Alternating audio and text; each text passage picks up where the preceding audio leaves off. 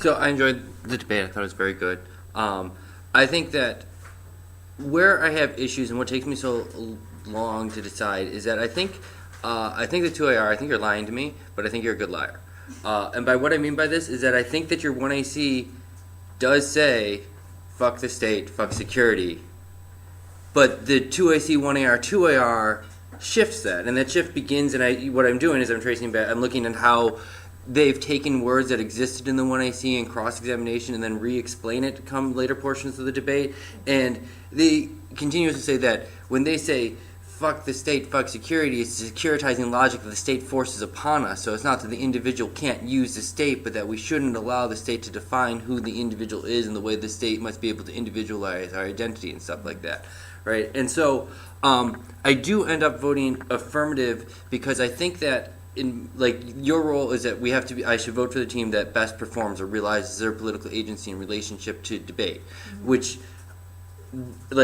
I would need to know, it seems like the affirmative is doing a relationship of their political agency in terms of a relationship to debate. You two are definitely doing that as well. So I see both teams participating within this form of action, and the major point of contention that comes up, there's two. One is the view from nowhere, and then the other one, which is the one I started talking about, is the question of can we ever use the state or call upon the state? And by the end of the debate, the affirmative is being you can call upon the state, but it's not up for us to say when you can, when you can't, or anything along those lines in terms of being able to do those sort of things, which means that it's yeah, sure, you can call the state, but it's not up for us to be able to determine when it is that the state will be able to be called upon.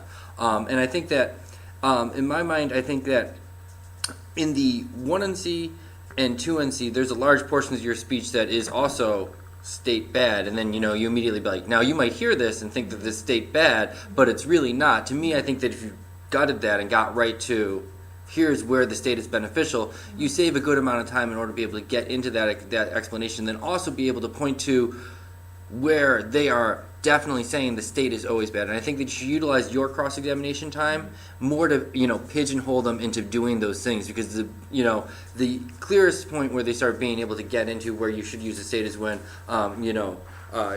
the affirmative starts talking about well, what do you do with the rapist? Do you gouge your eyes out, or you call the state, or things like that? And you're whoa, we can't make these sort of decisions or things like that. And that seems to be where it's well, we shouldn't use the state, we should gouge eyes out and stuff along those lines. But I think that if you start asking questions clearer in that gets them in that in terms of after the 1AC, 2AC, I think that you could give me things where it's very concrete, where they say, yeah, the state is always bad. And there was something that existed in the 1AC cross-examination where it was yeah, we think this shouldn't be done, but we think securitization shouldn't be done, not necessarily security. So we could be secure, but we shouldn't have the state be able to enforce securitization on us. So I think that you need to do a little bit more interpretive work on the words that they're saying in order to sort of show that they have to be locked into that. So the point that I think that they don't necessarily force the abandonment of the state upon everyone universally, then I think that takes out sort of that first level of distinction. The second, because in classes, didn't they say is there times where you can call on this? Is there times where security is good? And they said, well, where we can call on police, and they said not by the state. We asked, is there a time where security is good? They said not by the state. So then I was kind of confused later because they were just well, we're not this, we're not that. And right. Yeah, right. And so that's why I started the closure with I think that the 2AR is lying to me, but is a good liar, because the lie has sort of been started from the 2AC onward, where there starts to be well, yeah, securitization or security by the state is bad, but what they mean is top down, where the state then forces these forms of identities upon people that then utilize and then formulate those identities, right? Which is different than you can't call the cops if a rapist is trying to break into your house. That's not the state being forced upon you. It's you then deciding, hey. But isn't that what she's saying when she says, would you rather gouge your eyes out? I feel like she's, what she she's saying, right. There's one or the other she is saying, there's one or the other when she's would you rather gouge their eye out or call the police? And it's that's the whole point of in the 1AC when they said not by the state, it was okay, that was going to be our point of attack, that it was going to be sometimes security good. So for her to switch it up and back and forth, it's then at the end of her speech she was well, you can do you and we can do us. And I'm no, our whole point was to say there's times when security is good. I don't understand. Yeah, well, because I feel you, because at the beginning parts of the debate, it's okay, I see the point of contention is they say state always bad, you say state always good, but then they start shifting what they meant by state always bad to being state should not force things upon people, but individuals, if feel necessary, can call upon the state. And I think if you do more interpretive work there and beyond that, I think it'd be easier for me to see then like how they could do that. But the 2AR, 1AR, 2AC the 2AC starts that shift, and by the 2AR, it's all about like, yeah, you can call the cops if you want to call the cops. If you need to, you need to. And you know, and I look, and it's happened in a way where it seems like it's not entirely different that existed from the beginning, but there is definitely a shift that has taken place from the answers after 1AC cross-X to what the 2AR is sort of going for. And sort of as that shift took place in the 2AC 1AR, I feel that you two didn't shift the way that you were sort of establishing your link or holding them to is like, you said in cross-X this. How can you say this now, right? And then that could be, right? And then it's like, yeah, no, I do remember quote this, you know, quote, and then I don't think you should be able to make that shift. And then you could be like, and if they're going to shift from here now, that's that queerness is white, ever present, continuously shift around what it is or isn't, that doesn't allow for the queer body to come into existence, right? So that way it's like, even if you don't get your state link, you get the queerness, white, shifting fluidity link, which is then a reason for why they could be rejected, right? Because I mean, like, I imagine like a lot of critical teams will do something similar. It's like you'll have a point of contention that's clear come the 1AC, 1NC, but by the end of the debate they'll shift what it is, and I think you get offense off that shift by one, reminding the judge that shift took place and you shouldn't allow it, but secondly, that sort of like, you know, fluidity is exactly sort of like how whiteness continues to, you know, modify itself, modify their approaches and be able to change their languages and discourses along those lines and be able to say, here's how one way, and then no, when you bring up that doesn't meet my perspective, my historical location for what I need in different locations, then you're suddenly like, oh, yeah, you could do that too when necessary, right? That's just sort of like, oh, as a footnote, we could take you into consideration as well. And I think that could be, you know, a link that you could be established that you could go for. Okay, because I'm confused because I feel like in the before the 2AR, it was still going with the idea of fuck the state. Like it wasn't really saying like you can. It like I feel like the 2AR was like a complete shift. Like before it was like no, like she literally says you can call in a state, but it'll never come. Like you might do it, but like it's bad. It's never gonna work. And then the 2AR gets up and I've got I don't know. You get protection. That protection probably won't work for you. You should do what you want. We say securitizing identity from the state is negative, and securitizing the self is a form of antagonism. And then the next thing is that you know, if blackness is fungible, the state will never be able to solve for it. But if that's what's necessary, then do it. We allow for a methodology that's able to criticize how the state forces things upon people. So that's what I've got from the 1AR, which to me is what the 2AR is saying, but now shifted even further to, use the state if you feel it's necessary, right? So that's why when I looked at my flow, I see the establishment. You're right. She does say at first, like, she does say the state's going to fail, but not necessarily that you can't ever utilize this. You can't call upon the state. So basically, they basically was just like, yeah, you're right, so we're going to do you too. You're right. It's kind of like security, kind of right. It's like it was a shift of what they mean is a shift over what I feel securitization is. Securitization starts as state should never be involved, and then it turns into the state shouldn't be able to forcefully define people's identities, right? Which is a shift that then, you know, it's right. I would tell you'd answer that by criticizing that shift, and then also being like, listen, judge, you don't get that. They shouldn't be allowed to do this shift. When he asked point blank in cross-sex of the 1AC, is it always bad? And they say yes. That means even if they say we could do it, they're already saying that our position is just, you know, fucked from the get-go, so we shouldn't do it, right? So that's, you know, and so then you get that point of contention that exists within there, right? And so I think that, you know, that's sort of what that's what I've struggled with when I'm going back my flow is like, is the 2AR entirely new? I don't think it's entirely new. I see that shift sort of slowly developing from the 2AC onward, and then I don't see the work where you're sort of like holding them to those initial things or getting offense based upon the shift that sort of slowly that takes place. So then the second thing is the Yancey view from nowhere thing. I don't think that they are entirely a view from nowhere, because there is in the 1AC, 2AC onward, they are talking about their relationship to debate. And so they're talking about where they're coming from debate. They are obviously not doing it as much as the two of you are doing it, right? But they do at a point, they identify themselves as we are queer. They identify themselves as how they've been labeled as either passive or a bitch, and how the two of them get, pigeonholed like that. And so, and then they talk about like other experiences, implied experiences, without necessarily being as explicit as the two of you are. So it seems to me that has formulated, that their identities have formulated the advocacy that they've come about with, and that their mode of engagement in this debate space that utilizes both like here's cards and here's poetry is sort of that merger that they're saying is that I have the fluidity between debate styles. So it's not just performative and it's not just traditional, but it's a mix between those two styles, which is where they sort of came out of. So I see that there's a view from somewhere that's coming about in relationship to this debate space, and I think that there could be a criticism of now also where their view comes from and then how that view gets deployed, but I don't think necessarily it's the same way as when I see other debaters engage in debates of views from nowhere, where they just get up there and run framework, or they get up there and they run just a critique that they don't have a sort of connection to. It seems to me that the way that the affirmative comes out is that there is a invested connection to it, which is why you're all about whoever best embraces their political agency in relation to debate. If I see both teams have they're embracing their agency in relation to debate, then it becomes, I can't be like, well, you are a better embrace, they are not a better embrace, or things like that. And it becomes harder for me to sort of like sort that out. So then it becomes a question of, do I think that what you did is a reason to reject their embrace of their political identity? And I don't necessarily think it is, given the way that they sort of say, well, you could still utilize the state, and then we could have this relationship that can then form as a result because of that.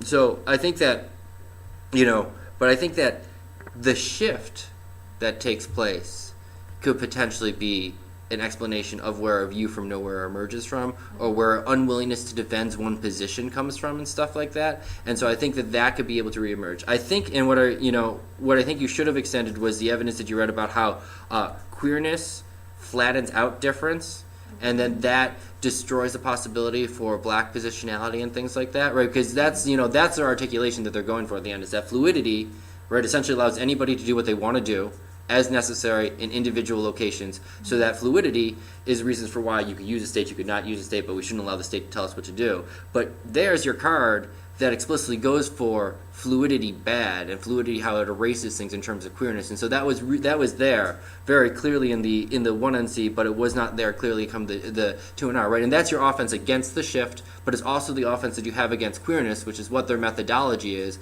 right? So you have that within the debate, and then you even and then you're not just like so people who are not heteronormative have no alternative or nothing to go about. You then also explain how queerness could be a position in which where we could pay attention to the material bodily realities and not have just saying being homosexual or being bisexual or being whatever else has to be just a sexual identity. You allow for a certain form of sexual expression within queerness that is not allowed within queerness, and now there's more, and now you have a contention that shows how what you're doing could solve for what they're doing, and that embrace that also shows that what they're doing and saying, well, we have to be anti-heteronormative and embrace this queerness is problematic, because that's your explicit link for how it is that destroys and erases black identities for black homosexuals or black bisexuals or whatever, because queerness doesn't do that. And like the evidence is pointing out how that way queer scholars are mostly white.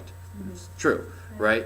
And so that doesn't necessarily mean queerness is necessarily anti-black, but it is somewhat symptomatic and telling of where the scholarship of queerness is coming out of and where that position is coming from, right? Which means that your attempt to relocate it in terms of position of queerness would be a way of disrupting the academy better than their disruption of their academy is. Yeah, and then it would also, Okay, so as far as the security, if we had given you more of because I noticed in the 2AR that it was I was like, whoa. But when that happens, she would just be like, yo, this is not how the 1AC started, and go from there. Yeah, I would. I wouldn't do a moving target theory violation, but I'd be just like, listen, we asked point blank, they said this, and now they're saying this, and that is definitely different, Judge. Right? Otherwise, you're relying on did the judge flow cross-ex? I mean, some judges, are on Facebook doing other things during cross-examination, not really giving full attention. And, and some judges, will have a different word that they put down on their flow than the word that you want. So making sure to be like, Judge, this is what they said. And that's what I mean when I said earlier where I was like, I don't think you do enough job of sort of locking them in, is that you don't do a good enough job sort of pulling out the quotes of where they say, yeah, you need to use this state, or yeah, we can never use this state, right? Because that would be the way to do that. And then I'd also then get that offense that I was saying from the shift, so that way even if the judge doesn't buy that's 100% shift, right? Because it's not, I don't think it's the entire opposite of what the 1AC said, but I think it's different. And I think that you could explain that difference as the fluidity and the willingness, to move around, right? Like, I mean, I'm sure that you've probably been in conversations with white folk who you're talking about racism, and then you're like, oh yeah, this is what we could do, and you're like, no, that's fucked up, and they're like, oh yeah, no, this is what, right? And it's like they say almost the same thing, but they shifted it to take into account what you're saying in order to be able to, like, that's not that, right? That's a very common approach, and men do that in terms of like feminist circles as well. They're like, oh yeah, this is a great way to fight it. Woman speaks, and they're like, yeah, this is what, I was agreeing with that, right? So there's a way of agreeing with then changing that, right? It's a way that maleness, whiteness, the way that dominant systems maintain itself is by agreeing, by modifying what it's saying, but sort of still preserving that core of what they're saying. And so I think you could get that link from there, and that's sort of like, I know when Nancy talks about view from nowhere, it's not just explicitly like you're talking about from something without ever your location talked about, but it's also your willingness to sort of be shifty and fungible and change around the words that you mean and stuff like that. So I think you could get offense from that. Was I pushing on this performance when I was like forming content, heteronormative type of thing? Yeah, no, I like it, right? Because they are doing line by line and they're doing that stuff, but they're also doing the other things too, right? And so it's like, right, so that's why I'm like, that's their fluid embodiment of the performance of these two styles being merged together, right? I think there are definitely points where they're just like, yeah, now here's the meta level, now we're controlling the road. Like, we go to that traditional debate style, but then they also have other points in the debate that is not like that. And so what do I do in a world where they're doing that and they're explicitly doing that for a performative reason? Should I, if it doesn't continue throughout the whole debate? Yeah, that's something you could point out. In her last debate, she didn't do poetry, and I was like, okay, I know this was like a couple cards. She was talking about how poetry is able to like combat it, but I was like, I don't know if it's like worth bringing up. Yeah, I think being like, yeah, you had a really interesting start to the 1AC, and then you just carried on normally, right? And the 2AC's interesting start is the same thing as the 1AC. I would encourage you to have another poem, something else that does it, opposed to just sort of repeating that 1AC.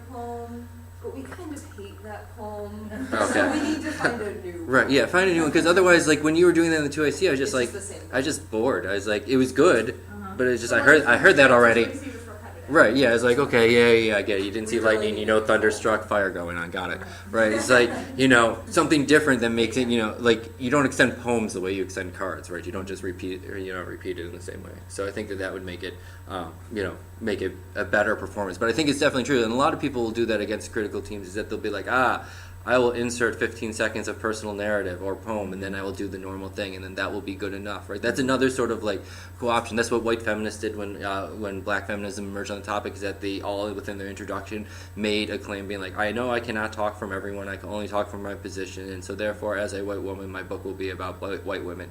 Same book that they would have written prior, right? It's like a little something different, and then continue on with the same old stuff, right?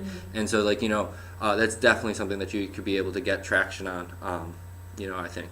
And I also think that I don't think in this sort of round, your framework or role of the ballot is good, because if they could then explain how they are an embrace of their political agency or embodiment, right, then it's something that you could both get access to really easily, and then so it doesn't really give a good mechanism to weigh that. And I don't think any judge really knows how to figure out who better identifies with their political agency in debate, right? Is I'm like, not even sure which one. I'm not sure if I read the one that says cultural agency or. I heard political, I think, right? And so it's like, that worked well in a policy round, or like just say, here I've run a K round, but like not necessarily when it becomes a little bit more mixed there. So I think that you need to have a better role of the ballot or framework for debates like this, where it's sort of more in that middle, where you have to have something right. And so that could be the framework. Who best is able to pay attention to the differences within bodies would be a good one in this round, right? Because that relates to your queerness flattens difference argument, right? That everyone can be queer, everyone can be anti-heteronormative, and that could be, that's a role of the ballot that allows you to have, connection to political agency within debate, but in a way that doesn't flatten difference. right? So like, you know, something that does that, so something that has traction. Otherwise, yours ends up being subsumed by theirs in that regards. Oh, okay. Well, could you explain this to me? Because I kind of went over my head a little bit. I don't know how we can answer this better. I guess what the pieces up there, because, okay, within that shift, when they're talking about securitization, they were like, okay, what about, we think that the state shouldn't be allowed to ascribe certain identities upon people. This is what's bad, right? Mhm. I'm trying to figure out what exactly. Right, so like the state gives us a census where you are then African American or whatever the census says, right? And like the census has changed over time. At one point, Jewish was a race. At one point, you know, and race and ethnicity has changed consistently within the census. But that's the state defining your identities, right? So it's okay for you two to say you're black, but it's not okay for the state to say you two are black, right? So their argument is that the state shouldn't say what your identity is. But when you responded with, we can't just ignore our material reality, they're like, you're right. You can't just ignore your materiality. It means you should identify how you feel necessary to fight that material reality. So if you identify as black, that's your choice. That's not the state saying that you're black, right? And I think that's something you could do in terms of like the rape analogy, is that the state defines what rape is. Maybe they don't have a good definition always, right? Because date rape oftentimes doesn't count as rape. But the state saying this is rape, you are a rapist, now I can imprison you, could be good. But something that you all don't get back to on the affirmative side is, right, you have a big criticism of prisons, right? What happens when the rapist is thrown in jail? They get raped, right? And so, like, you could immediately go to, when they say we should call the police or we should ever call the police, you should not, I think you back off of it a little bit too much, given that you have this prison stuff going on there. It's like, what happens when the police goes there? What happens if you get what you want and you throw that rapist in jail? Is that how we should deal with these problems, right? And I think that in the 1NC, there's also a criticism that's going on in terms of prisons as well. And like that's sort of the end point of the police if they do their job, right? Is putting people in jail. And so is that the desirable point, right? I mean, I definitely feel you. It's like some points, you know, there is a privilege to say, fuck the state, we don't need security and stuff like that, right? Because some people have had it, other people have not had that, and sometimes it's needed for where you have protection with that and stuff like that. And I think that is a crucial injuncture, but like the point of like, if you get them to do what you want, is that really the justice that you want at that individual moment? Sometimes it might be good for the police to show up and not do their job and arrest the rapist or the potential rapist and just get them out of there, right? And then so their failed job, but just arriving could have potentially been a benefit or stuff like that. It's not necessarily always jail, but. How about, like, how they say, like, the police shouldn't be able to, like, put identity on you. How do you, I'm not sure what I'm trying to say, but the way I'm thinking about it is, even if we don't let the state define who we are, is there a level of violence that comes regardless? Like, if we say, like, we're black in the United States, it's like, How do we say that's inevitable? I don't know. yeah, It's kind of like, I don't know. I don't know if it's, I think it's like it doesn't matter if I think I'm black or not. It's like well, even if they don't say, like, I'm black, Right. because how do you erase all that other stuff that stops the violence? You know what I'm Right. saying? Yeah, no, I know what you're saying. I think that the first thing I would say is that this is, for instance, a debate round, right? So it's like there's no, like, whatever happens here is not going to eliminate the state, right? What happens here is the ability for us to sort of figure and construct our identities in ways that we think could be beneficial as we exit this room and come up with sort of like strategies to confront violence and oppression and things along those lines, right? But if their strategy is one that would never be able to do anything because, like, in this room you could say that, you know, you are a turkey, right? That's not going to do anything in terms of political agency for the two of you at any individual point, right? For you to say, okay, we're white women now, so we get all the privileges of white women, it's not going to do anything. For them to say that they're black women is also not going to do anything, right? It requires a situation of where you need to have a ability to construct one's identity for themselves, but one that also pays attention to that reality. So I think if you formulate those questions in relation to what it means within the debate space, it becomes clearer because you are allowed a certain ability to sort of test and do things that, you know, would not necessarily work in the real world,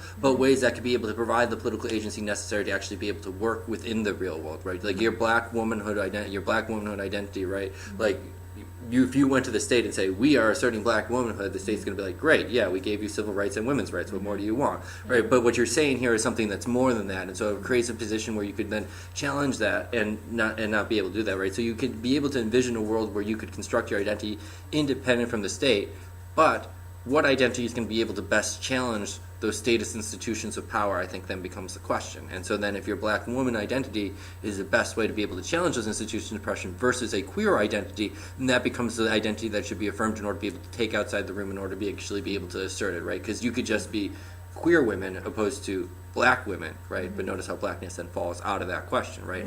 But to be queer woman then allow you to be able to have black, queer, and woman all within that sort of identity, which then becomes the one that becomes more activist within Should that we sense. instead of saying with black woman, okay, should we go more on black womanness or like womanist practice? Because in her last speech when she was like talking about 2AR, she's like, okay, we do this better because we can like get other oppressed groups or oppressed entities. So I'm thinking, well, womanism, what's the point of womanism is like about elevation of all oppression, you know what I mean? Yeah. So it's like, it kind of seemed like we got, that part wasn't really, like, it kind of got washed away with our side. So it's like, how do we bring that out more? Yeah, I would talk about it more. Yeah, Talk I about yeah, more, I yeah. understand that, but I mean, like, Yeah, because I mean, I've seen, in other debates I've heard you talk about womanism more. Right. Here it was like I heard it and was like, Yeah. okay, Yeah. I know what that means from past debates, but then you don't do something with it, right? And that's something that you could then have done with it that would be able to interact with Yeah. what they're doing, and then you have something that could be able to not solve for all of oppressions, Right. but Yeah. give a platform for all of oppressions or whatnot. Yeah. Yeah, and my suggestion for like the two of you is that you should move away from the root cause analysis as much as you are, right? Because the more that you do root cause, like heteronormativity is the root cause of all these things, the more it's going to be easier for other teams to be able to point out and be like, oh, that's showing that you're prioritizing this form of oppression over other forms of oppression. And even if you're saying it could help these other forms of oppression, you're saying the only way that we could talk about is through heteronormativity opposed to other things. I do like your, square rectangle bit that anti-black is heteronormative, but heteronormative is not always anti-black. I think that's a good argument to be making in terms of the literature you're reading. But I think when you start saying that this is the root Okay. of everything, That's right? not really what we're trying to say. Do you think it's a better word to say that heteronormativity encapsulates anti-blackness, but anti-blackness doesn't encapsulate heteronormativity? I like- because of the power structure? From earlier this morning, I like hearing. I watch West Georgia and with their international Muslim identity. Nation of Islam. Yeah, nation. Well, they said international, and like their argument. I mean, their argument was that this is not an identity; it's a platform. Right, and so it's a platform that people could speak from to formulate their own identities, but in order to be able to challenge oppressions from this platform, and so they use it as a platform to be able to speak from. So if challenging heteronormativity becomes a platform and queerness becomes a platform, you could be a black woman challenging heteronormativity from that same platform without having it to be like this identity is at the root of all oppression. It gives a good speaking point for us to be able to talk about the interconnections of oppression, and then things are interconnected opposed to sort of like root cause assumes a linear relationship, and even the way you talk about it, it's very historical. This came, and then this came, and then this came, so therefore this is at the root. If we remove that, then everything else will fall down. That's not really how oppression operates. It's more intertwined than that, right? It's more like a rope. If you just cut off the bottom of the rope, the rest of the rope exists. You have to actually unravel all those threads, and so you need to have a platform to be able to figure out how these threads interconnect, and then whichever platform is the best way for us to be able to get at those different threads that make up the entirety of the rope is sort of a better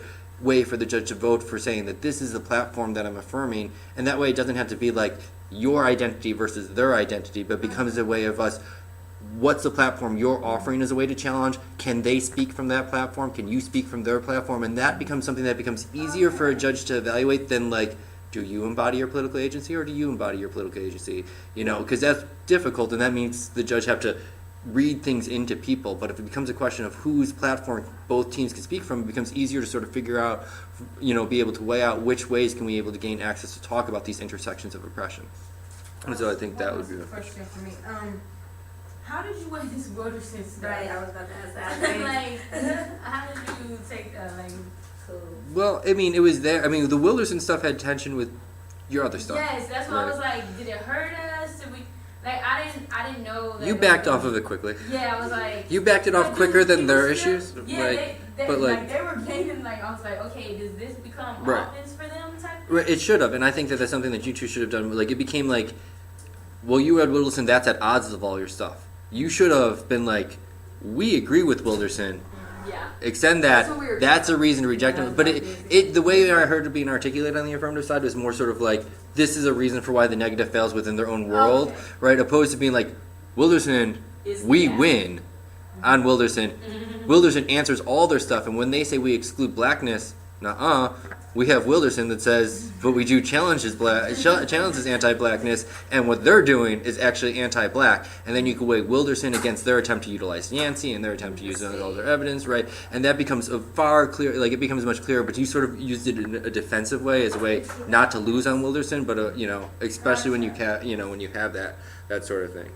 Yeah, and I think that it might be worthwhile, right, if you are going to hit teams like this or hit people who make these arguments, which is probably semi-likely, to have a start of the 2NC that is not so anti-state as yours is, right? Like where at the end of it you were like, so you might think, right? So now let me re-explain what I just said, right? If you just have a different lead-off that shows like where it sometimes is important for the state to come out, right? Like the state has stopped neo-Nazi movements, have stopped the KKK from doing bad things to oppress populations in several incidences. And this is not a reason for why the state is good or why we should valorize the state, but a reason for why, when whites are like, we could just imagine a world without the state, that there's a certain amount of privilege, because if the state just magically vanished, who are the people in power? It's still, it's the white heterosexual male who is going to run even more rampant with things. And, you don't have to articulate in the traditional debate sense that therefore we can't just abolish the state, but the way that you were doing about how there's a privilege to making this call where there's some instances that are necessary. So if you have,